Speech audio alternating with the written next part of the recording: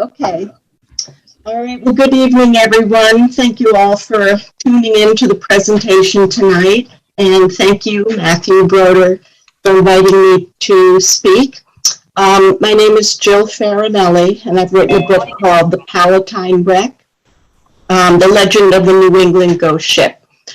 So for tonight's program, I prepared a slide presentation that gives an overview of the story. And after that, I'll read a short excerpt from the book, from the chapter on the ghost ship sightings. And then after that, I can take any questions that you might have about the events of the story or the research. All right, so let's begin. Okay. The Palatine Wreck is a true story of the voyage of an immigrant ship named the Princess Augusta, which ended in shipwreck on Block Island in late December of 1738. Hold on one second, my slides are... Okay. Out of this incident grew one of New England's most enduring maritime mysteries, the legend of the Palatine. The Princess Augusta was just one of hundreds of shipwrecks that have occurred in the vicinity of Block Island over the centuries, with a few notable exceptions, like the sinking of the passenger steamer Larchmont in 1907, which took the lives of nearly 150 people. Most of the wrecks have long since passed from memory. The Princess Augusta might have been forgotten too, were it not for the ghost story that became attached to it. The appearance of a fiery phantom ship nicknamed Palatine Light. Legend says the Palatine Light has been seen in the waters surrounding Block Island on and off for nearly 3 centuries. It's been witnessed by islanders, mainlanders, and mariners alike. From a distance, it looks like a pyramid of fire that mutates in size. It will shrink to a point of light that expands to its former brightness, sometimes shooting flames and sparks into the sky. Closer sightings look like an actual 3-masted ship with sails set, engulfed in flames from the waterline to the masthead. Witnesses claim the flames have no effect on the hull, sails, or rigging, producing no heat or smoke. Most sightings have occurred southeast of the island, with the ship traveling north toward Newport. It's said to move swiftly, without wind, sometimes rising and plunging as if in a storm, often disappearing and then reappearing some distance away. The vision can last for 15 minutes or more until it fades into mist, sinks below the surface, or shrinks and disappears. The first alleged sighting was on December 27, 1739, 1 year to the day after the wreck of the Princess Augusta. In the beginning, the sightings came and went yearly. Later, they occurred more sporadically, at all times of the year and in all weather. It usually materialized just after dark and often preceded a severe storm. A cluster of sightings were reported in the late 1800s, around the time Block Island was enjoying a tourist boom. It reappeared during a blizzard in late December 1912, 8 months, the Titanic Disaster. More recently, it was seen in 1963, which prompted a search by Navy and Coast Guard ships and aircraft. But in each case, nothing was found. Some believe the light is a manifestation of the souls on board who died under traumatic circumstances and are now trapped between this world and the next. Skeptics insist there's a scientific cause, like methane gas bubbling up from the ocean floor and ignited by lightning, or the glow of bioluminescent sea life, or even the aurora borealis. None of these theories has ever been proved. To the superstitious, this is proof enough that the phantom ship is real. From the earliest sightings, the Palatine Light had been linked to the Princess Augusta, a 200-ton British cargo ship hired by a merchant house in the Dutch city of Rotterdam to carry several hundred German immigrants to Philadelphia. But to call the vessel an immigrant ship is to misrepresent the main purpose of the voyage, which was to pick up raw materials and staple goods from the British colonies in North America and transport them back to England. The voyage from Rotterdam to Pennsylvania was just the first leg of a three-part transatlantic trading voyage, a triangle trade of sorts. According to the shipping contract, after dropping off passengers in Philadelphia, the captain was to load provisions like flour, bread, meat, and dairy products and deliver them to the plantations in the West Indies. In the West Indies, the ship would pick up sugar, an extremely valuable commodity at that, and possibly molasses and tropical goods, and bring them back to England. So the transport of German immigrants to Pennsylvania was really a way for the merchant house to make more money on the westward leg of the trading voyage when the ship would otherwise be sailing lightly loaded or in ballast. Before departing Rotterdam, the Princess Augusta had to be reconfigured below deck to carry passengers. Temporary bunks were built and stacked 2 and 3 high. The shipping firm, not the captain, decided how many passengers the ship could safely carry. 340 passengers were reportedly put aboard. However, there may have been more because of how human freight was calculated. Children ages 4 to 14 were counted as half freights, while children under 4 were not counted at all. This family of 5, for example, would have been counted as only 2.5 freights. So by this measure, there may have been well over 400 people on board. And just to give you an idea of how crowded this ship was, the Princess Augusta was only about 20 feet longer than the Mayflower, but carried 3.5 times as many passengers and only half as many crew. Most of the passengers were from the Palatinate, a war-torn territory in what is now southwest Germany. And this map shows the route they took out of Europe, down the Rhine River to the port of Rotterdam, into the North Sea, and then into the English Channel. The British called these people Palatines, and the ships that carried them, Palatine ships, because the Boston newspapers that reported the wreck never mentioned her real name. The ship became known as Palatine. The ship left Rotterdam in late June and was supposed to have arrived in Philadelphia in September. About 10 weeks is the average length for a voyage, but it could vary from 8 to 12 weeks. But storms encountered during passage through the English Channel delayed the voyage by several months, putting the ship on the Atlantic at the height of the hurricane season. Then, 3 to 4 weeks into the voyage, disease began to spread both below deck and above. According to a letter written by a Philadelphia merchant who had spoken to one of the survivors, the captain, half of his 14-man crew, and many passengers died before they had even gotten halfway across the Atlantic. The cause given was bloody flux, known today as dysentery. In the beginning, the dead were given a proper burial at sea. The body was wrapped in a blanket and weighted with a cannonball or a ballast stone. It was slid overboard feet first and face up so that it entered the water facing away from the ship. And that was to prevent the soul of the deceased from finding its way back upon the vessel.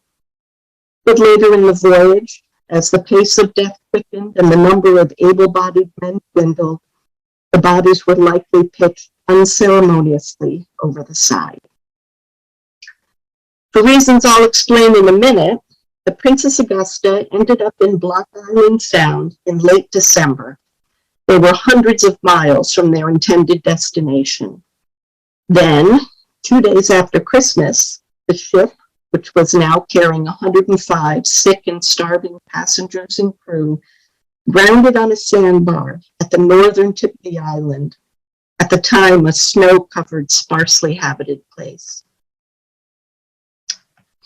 2 days later, the ship broke apart and was destroyed, along with most of the passengers' belongings. There were no newspapers in Rhode Island at the time, and the island was often cut off from the mainland due to winter storms. The first news reports appeared in Boston papers 2 weeks after the wreck, and they were incomplete and inaccurate. Not long after, rumors began to circulate that passengers had been mistreated. The longer the rumors spread, the more disturbing they became. Some claimed the crew had killed the captain, extorted money from the passengers by prolonging the voyage and withholding food and water, and then abandoned ship along the New England coast. It was said the ship drifted ashore at Block Island, where the residents rescued the passengers and nursed them back to health. Others claimed the islanders lured the ship ashore with a false signal light and then murdered the passengers and looted the ship. Both accounts alleged that the ship was set on fire and burned to the waterline. But it turns out that most of what we thought we knew about the incident was wrong, and only half the story. So what really happened to the Princess Augusta on what would be her final voyage? The passengers faced hardship long before they landed on Block Island, beginning with the arduous 6 to 8 week trip by sailing barge down the Rhine River to Rotterdam. At night, the immigrants camped along the riverbank or on islands in the river channel. They had to stop at more than 30 toll stations along the way, established by the rulers of the territories they passed through. Many of the castles along the Rhine were built in part as toll stations.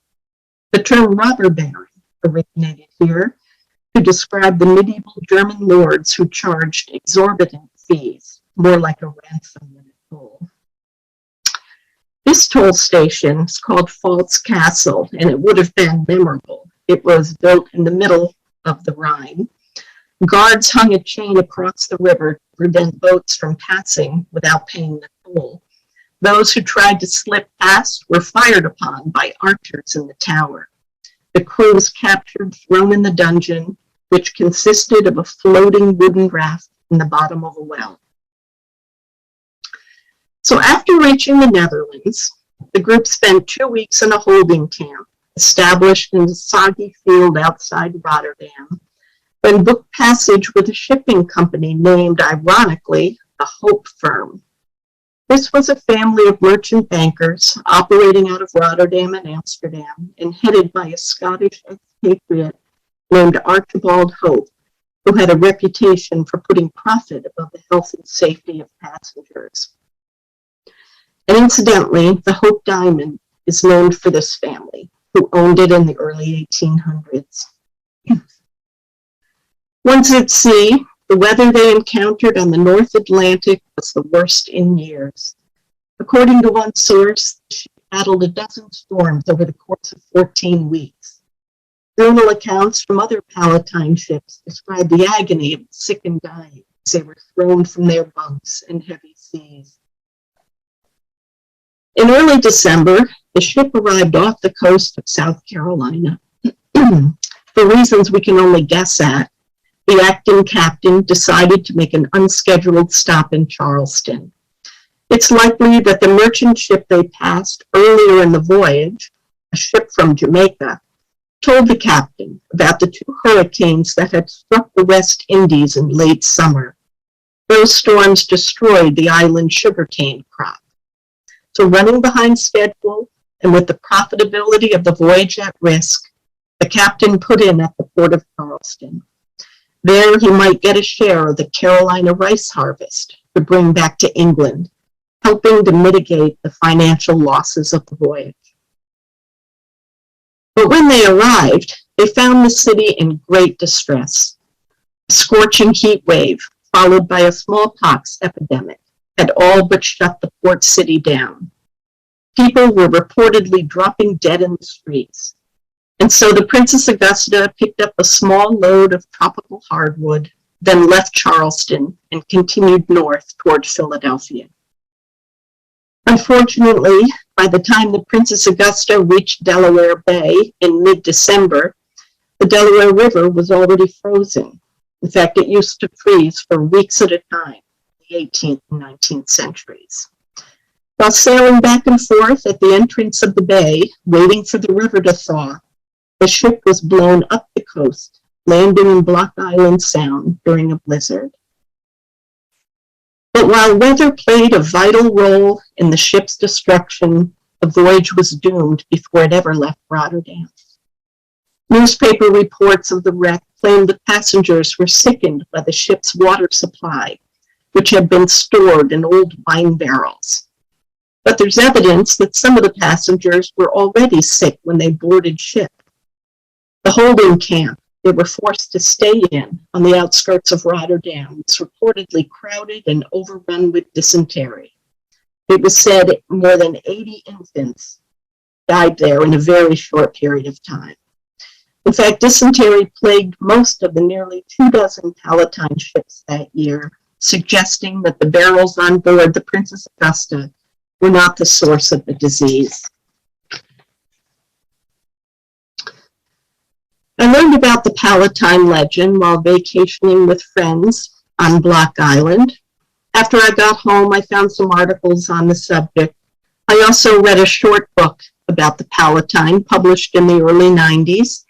I was intrigued, but the book left so many unanswered questions. So I began what turned out to be a 10-year journey to find out the identities of passengers on the Princess Augusta, what happened at sea, how the Philadelphia-bound ship ended up at Block Island, and what became of the castaways. I worked with researchers and consulted archives in Germany, the Netherlands, England, and in America. During my search, I discovered several 18th century letters written in Old German script, which mentioned a wreck off Rhode Island and Block Island. From them, I learned the names of 15 passengers. And this is the first time any passengers on the ship have ever been identified. They included several families from the medieval German town of Schweigern, who were traveling with young children ages 16 months to 11 years. Also on board was a man hired to smuggle a shipment of finely crafted German-made guns to a wealthy merchant in Philadelphia. These hunting rifles, prized in the colonies, were the precursor to the famed Kentucky and Pennsylvania long rifles.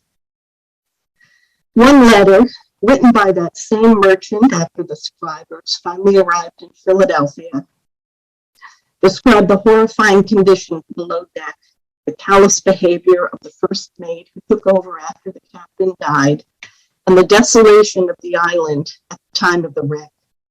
He said of their stay on the island, and I quote, "These people also experienced a very bad sojourn at that place, as it is a bad place with only a few residents and food and drink are very limited." So things have changed a bit there since then. This same letter also indicates there may be more victims buried in the mass grave on Block Island than previously believed. We think there may be 30 and not 20. This is the only monument to them. It was placed there in the late 1940s. It's located on the southwest part of the island, on land formerly owned by the Chief Magistrate of Block Island in 1738.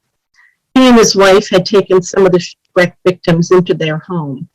Later residents of the house claimed it was haunted by a dancing mortar made from a log of lignum vitae taken from the ship after the wreck. Of the 60 or so survivors, 2 women chose to stay on the island after the others moved on to Philadelphia. One, nicknamed Short Kate, led a quiet life as a domestic servant. She was supported by the town and given lodging by various local families. She never married. She had no children.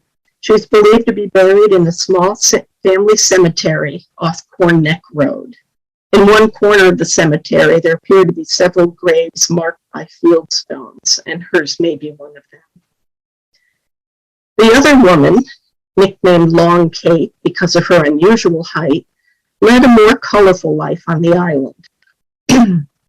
She was said to have practiced fortune-telling, and she also displayed some bizarre behavior. According to island historians, she'd wander off and hide behind a stone wall or under a clump of bushes, then fall into a deep trance. She'd lie there unresponsive for hours, then walk back to town and tell people that she had just flown across the sea to visit relatives back home. Naturally, the islanders were wary of her and believed she was a witch. It was said that after the wreck, Long Kate went to live among the enslaved people on the Sands family farm. There she met and married an enslaved African man named Newport. Here were two people brought to the island against their will and alienated from English society. Their story is one of the most intriguing parts of the whole saga, but unfortunately we know as little about Newport as we do about Long Kate. Long Kate and Newport had three daughters, Jenny, Mary, and Cradle, and the name Cradle is probably an anglicized form of Gretel. Some sources say there was a son as well named Thomas. Because Long Kate herself was not enslaved, we think the children were born into some form of indentured servitude and not slavery. Of their children, only Mary has descendants living today. To wrap up, I was asked in an interview what I thought the significance of the Palatine story was beyond a local yarn. And I think first, it demonstrates how an absence of information, in this case, incomplete and inaccurate reporting on the wreck by colonial newspapers, leads people to fill in blanks themselves.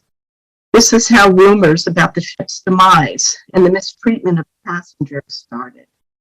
Inevitably, rumors spread and change over time, in this case with the help of some famous 19th century poets like John Greenleaf Whittier. As one folklorist put it, legends are simply the survival of rumor. And second, the Princess Augusta tragedy was a small part of a much larger story. If you peel back the layers of the Palatine legend, you'll find it was an unlucky voyage in an otherwise successful business enterprise called the Palatine trade. In the century before the American Revolution, British merchant ships carried more than 110,000 Palatines to America in what was the first mass migration of non-English speaking Europeans to these shores. This painting depicts the arrival of a Palatine ship in Philadelphia in 1734. The Princess Augusta was one of 22 Palatine ships that sailed in 1738. It was one of 530 known Palatine voyages in all. It was also one of only a handful that never reached their destinations. So in the end, this is a story about the tremendous risks people will take when they are desperate to start over in a new land. The Palatines on this ship and on hundreds of others in the 18th century left Europe to escape religious persecution, political oppression, economic hardship, and the ravages of war. It's a universal theme anchored in hope, and it continues to play out around the world this day. Okay, that is the end of the slide presentation, and now I'd like to read a chapter, an excerpt from a chapter about the ghost ship sightings. And this is chapter 12, Ghost Ship in the Sound. I'll leave my video off so you can look at the slide instead.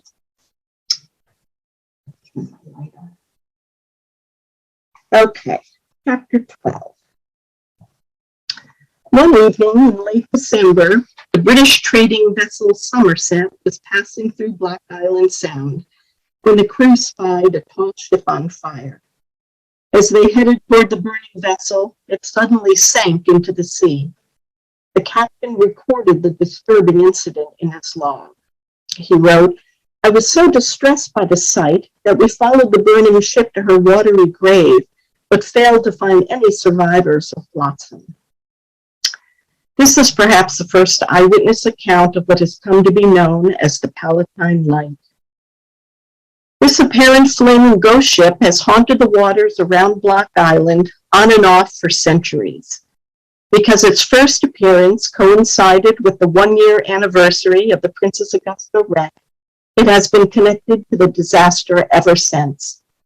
Like many ghost ships, it's said to be a manifestation of the souls on board, who died in traumatic circumstances and are now trapped in their journey between this life and the next. Some see the specter as a simple reminder of the tragedy. Others believe it is a warning of impending doom or a threat of revenge. No doubt, its continued reappearances have been the main reason the Palatine legend has survived for so long. The light has been seen by hundreds of people over the years, islanders, mainlanders, and mariners alike. The most recent known sighting occurred in 1963 with the report of a burning vessel in Block Island Sound that neither Coast Guard ships nor Navy aircraft could locate. In the beginning, the ghost ship appeared each year on the anniversary of the wreck. Later on, the sightings occurred sporadically, sometimes decades apart. Many observers recalled that it materialized just before a fierce ocean storm. In 1811, Block Island physician Aaron Willey submitted a lengthy description of the Palatine Light to the Medical Repository, which published his account in 1813. Willey spoke to a number of residents who had seen the apparition. They described it as a pyramid-shaped mass of fire that continuously mutated in size and brightness. Witnesses were uncertain whether the light touched the water or hovered above the surface because, they said, none of the boatmen had courage enough to approach it. The light might be seen blazing 6 or 7 miles out to sea or within half a mile of shore.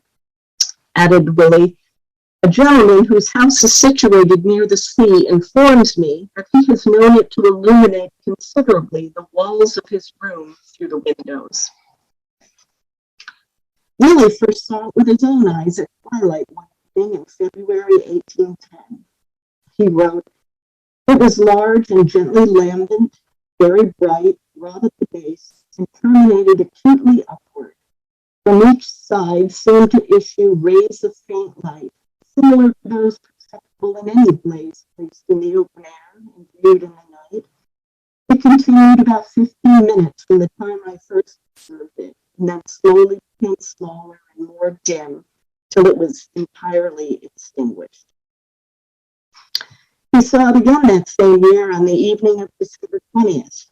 At first he thought it might be the light on board a vessel, but its alternate motion and rest, as he described it, and its unsteady magnitude and luster soon convinced him otherwise. In his account, Willey explained that the light was named for the Palatine, which had been deliberately cast away on Block Island in the early 1700s in order to conceal the murder and inhuman treatment of the unfortunate passengers. The doctor's story was reprinted in several publications in the late 1820s and 1830s, but by 1832, the sightings had apparently stopped. Some said the light no longer appeared because all the people connected with the wreck were dead. Whatever the reason, there were no new reports of the phantom for almost 50 years. So I'm going to skip a few pages that talk about the sightings that happened in the late 1800s. And we're going to pick up in the early 1900s. Then, just after nightfall on December 27, 1912, Island resident Warren Ball spotted what appeared to be a three-masted schooner engulfed in flames at some distance off the southeastern end of the island. Blizzard conditions and massive waves that evening prevented the New Shore life-saving crew from launching the longboat. Instead, two steel-hulled revenue cutters were dispatched from the mainland. As the first cutter approached the scene, the burning ship sank beneath the roiling surface. The rescue vessels, with a combined crew of around 110 men, scoured the sea all night and into the next day, but found no trace of the sinking. No splinter of wood or scrap of sail, no lifeboats, no bodies. Noting the date, the absence of wreckage, and the eerie similarity to previous sightings, some began to wonder if the ghost ship had returned. New London's newspaper, The Day, pointed out the peculiar coincidence that the burning vessel had been seen in almost the same spot as earlier apparitions. And as time goes on, they wrote, the thought gains headway that the famous Palatine Light has been seen again. And so that is the end of the reading. And now I can take any questions that any of you might have about the story or about the research. Jill, this is Keith Gobin. How are you? Good, how are you? Fantastic presentation. I never even heard about this ship, and we go to Block Island all the time. Oh, okay. So is this the first time you've ever done research on something like this? Or is this a hobby of yours? This really was the first time. I learned about the legend. It's probably been close to 20 years now, and I just was so intrigued, and I just kept digging and digging, and the more you dig, the more tidbits you find, and absolutely, it just it was part hobby, but then it kind of turned into my work.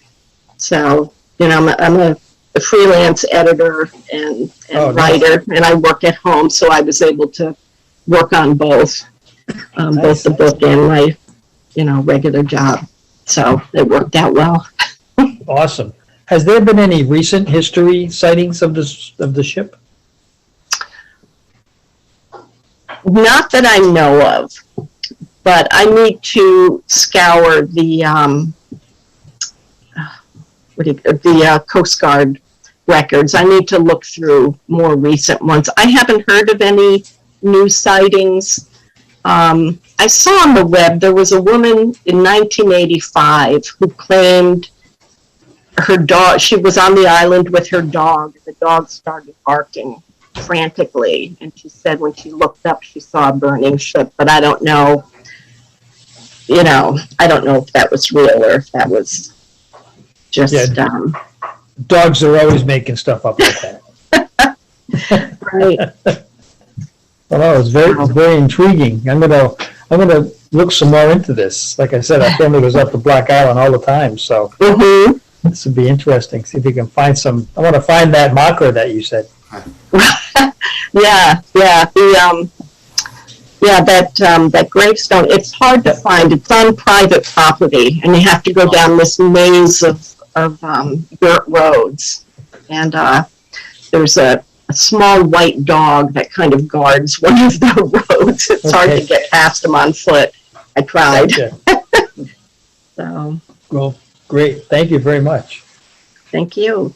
Where were you able to dig up most of the information about the wreck? That's something that's always been a curiosity for me. Well, of course, I started out locally. And then, with the help of the internet, I was able to branch out. I contacted people, archives and researchers in England, the Netherlands, in Germany. I hired a woman to translate the letters in Old German script, and she was very, very helpful, and she helped compose letters in German so that I could contact people in Germany.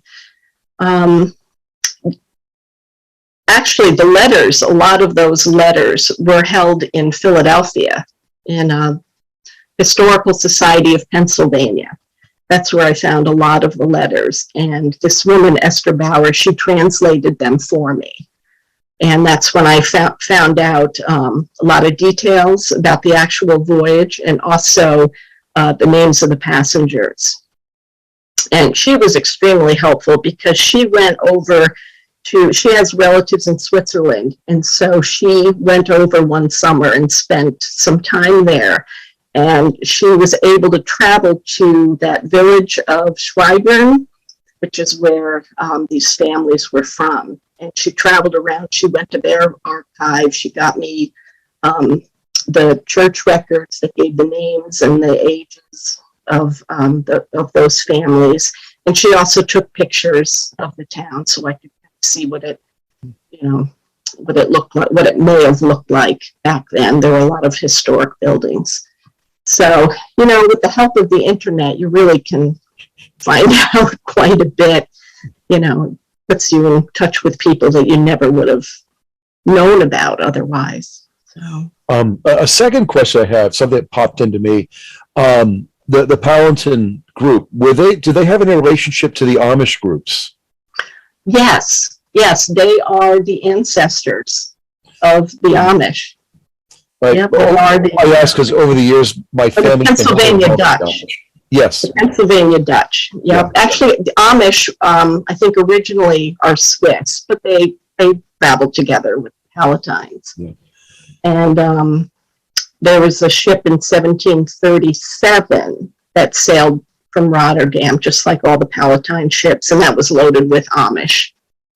So, and it had some of the same people from the town where the Palatine shipwreck survivors were from, shipwreck victims, I should say, passengers. So, if that makes sense. Yep. Thank you. Mm-hmm. So, Jill, why do you think we've never heard this story before, since it's a part of the triangle trade? You think somewhere in a history book in school we would have come across the story? I don't know. I don't know why it wasn't a bigger part. I mean, I think, I'm not really sure. I mean, we didn't even know the name of the ship until, I believe it was the depositions given by the crew in Newport. Someone had unearthed them, I think, like in the 1930s or 40s, and that's how we learned the name of the ship. Before then, it had been forgotten. But, I mean, it's a complicated story, and it reaches across continents, and I don't know why it hasn't been around before now. I think this would be a great story for the people on Block Island. Add to their lore. What's for the burning ship? Right, I've given presentations there, and I gave a talk out at the Palatine grave site. So. I was thinking some hoses, a little propane tank on the beach. Right. Oh, probably Joe. Did you ever think in your career or whatnot you'd ever go down this detective route? Or I know you said you were a freelance writer. Was this general kind of research or writing that you did, or was this pet project that brought you down a different path than you would normally go down in your writing career? Oh, it was definitely a different path. I was doing science writing. Wow. For this, so this was definitely different. But I've always been interested in history and interested in genealogy and primary sources. I'm always fascinated by. I volunteered for a period of time at the Boston Archaeology Lab, so I've always been interested in history. So it was fun to be able to do this. I've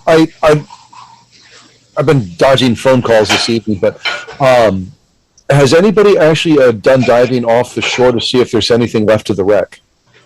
Not that I know of, but I would love to bring a marine archaeologist in there. I mean, we're not exactly sure where along the west coast of the island the ship actually came ashore. And by now, anything that was there would be under, feet of sand. But there has got to be. Yeah, my cousin happens to be an underwater marine archaeologist. Oh, really? Yeah, In the area? a PhD. Good connection here. Yeah, so they got. I should give her a call. Give her a call, yeah. Yeah, I think that would be fascinating. I also think they should do do an archaeological dig out where Simon Ray's house was. He was the mayor who took in a lot of the shipwreck victims. The house isn't there anymore. The foundation is still there, but I think if you did a dig around that property, I think you would definitely find old German artifacts. Hey, Joe, just one quick question. I know we're talking about the archaeological perspective on it, because you mentioned you're also interested in genealogy, and you did mention two of the survivors, the two Kates that were on the island. I know there's very limited resources. Has anyone ever found on the Mayflower or whatnot? Could there be any way to track any possible descendants or the few survivors that were left because the records are so sparse? Was there any way to go down that avenue to see if there's any survivors left, or descendants of survivors, I should say? I'm actually friends on Facebook with the sixth great-granddaughter of young Kate, who was the one who was suspected of witchcraft. Oh. Yeah, I found her on, I don't know if it was Ancestry, one of the main genealogy sites. I was able to find her, and we corresponded for quite a while. So she lives in New Haven, and I don't know anything. I haven't been able to find anything about the other woman. So. Was that descendant aware of the story? I'm sorry? I said, was that descendant aware of the story of her family and the Augusta, Princess Augusta? Yes. Although I don't know how much she knew about it. She knew there was the wreck. Where they came from, and she knew about the legend, but she didn't know the whole backstory. So, but actually, she told me one bit of information. She said that before Long Kate left home, she visited a fortune teller who told her that she would one day marry a very dark-skinned man. Huh. And of course, that's what she did on the island. She married one of the slaves on one of the farms. So I thought that was an interesting bit that no one had heard of before. So, what surprised you most about researching this? Sorry. Say that again? I said, what surprised you most to learn while researching all this and learning the story? What surprised me was that the voyage was really, it wasn't an immigrant ship. It was, it was a business, commercial voyage. Mm-hmm. And so the passengers were just there to basically fill up space. The captain or the shipping firm make a little extra money when the ship would otherwise be sailing empty. So I was surprised by that. And I also was surprised at finding those letters that were written in Old German script, finding them in Philadelphia. And in fact, there is one letter that's referred to in other letters, but it's missing. It's listed in the archives in Philadelphia, but for some reason it's missing from their holdings. So that particular letter goes into much greater detail about the voyage. And so I'm still trying to track that down. I don't know what happened to that letter. Someone must have removed it, or maybe it got misplaced. But it exists somewhere. Probably somebody's private collection. Yeah, I wonder. I was kind of wondering if maybe a family member, descendant, had grabbed it and decided it was theirs. Mm-hmm. Yeah. So. Well, just went on Amazon and bought the book, so it's going to be a good read. Anyone else have questions for Miss Farinelli? Does anyone else have any questions for Miss Farinelli? No? Okay. Well, thank you so much, Jill. Thank you. Appreciate it.